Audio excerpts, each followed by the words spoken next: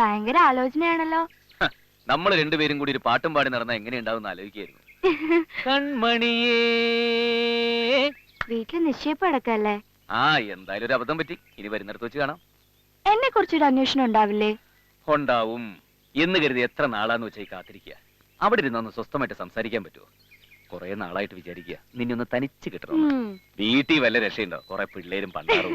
എടി, ഇത് ഈ രാജ്യത്തെ ഏതൊരു പൗരന്റെ അവകാശമാണ് അവനവന്റെ പെണ്ണിനോട് ഇത്തിരി കൊച്ചുവർത്താനം പറയാന്നുള്ളത്. ഇനിയിപ്പോ ഇന്നത്തെ ചിറ്റിക്കളി പിടിച്ചാൽ തന്നെ നമുക്കൊരു ചുക്കുമില്ല. നിശ്ചയം കഴിഞ്ഞില്ലേ? എവിടെ? ഓ, പേടിപ്പിച്ചതാണല്ലേ? നടക്കില്ല മോളെ. അയ്യോ, നേരെ ഒരുപാടായി. അമ്മാവൻ ഭാഗ്യം, ഉമ്മറത്താരുമില്ല.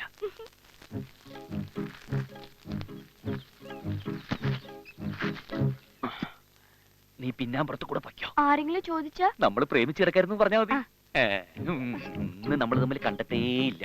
കുറച്ച് കള്ളം കൈന്നിട്ട് പറഞ്ഞു. ബാക്കി ഞാൻ ഏറ്റു. മനസ്സിലായല്ലോ?